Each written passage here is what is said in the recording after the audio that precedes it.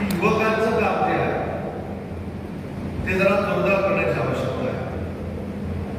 आज तुमच्या आशीर्वादानं, तुमच्या प्रेरणेनं, एकनाथ शिंदे साहेबांच्या दिलेल्या निधीमुळं, त्यांच्या सहकार्यामुळं, त्यांच्या पाठिंब्यामुळं आज तुमचा मतदारसंघ तुमच्या ताब्यामध्ये आहे.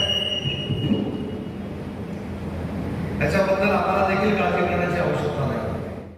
तो या मतदारसंघामध्ये आढावा घेण्याची गरज नाही.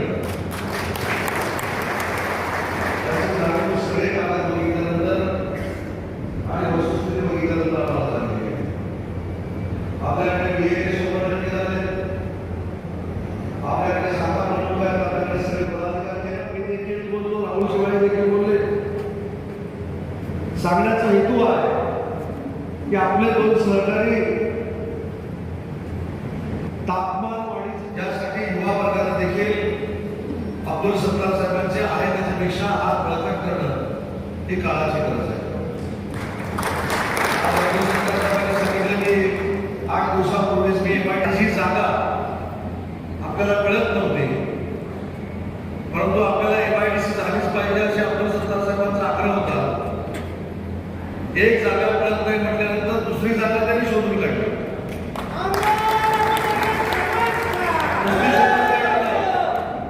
तर माझ्या मानेवर बसून त्या ठिकाणी MIDC झाली पाहिजे यासाठी आग्रह धरला आणि 8 दिवसापूर्वी त्यांचा आग्रह उद्योग विभागाला पूर्ण करण्यामध्ये यश प्राप्त झालेलं आहे. अनेक विकासाची कामं होतील, आपली संघटना देखील मजबूत आहे. अब्दुल सत्तार साहेबांनी ज्या काही कथा मांडल्या, तुम्ही बोललेला शब्द या सगळ्यांच्या मागे एकनाथ शिंदे साहेबांचा वरदान आहे, त्यांचा आशीर्वाद आहे आणि त्याच्यामुळं ज्या काही घटना घडल्या, ज्या काही घटना घडू शकतात आणि ज्या काही घटना जाणीवपूर्वक घडवल्या घेतल्या आहेत त्याचा अंदाज देखील आम्हाला या 2 दिवसामध्ये आलेला आहे.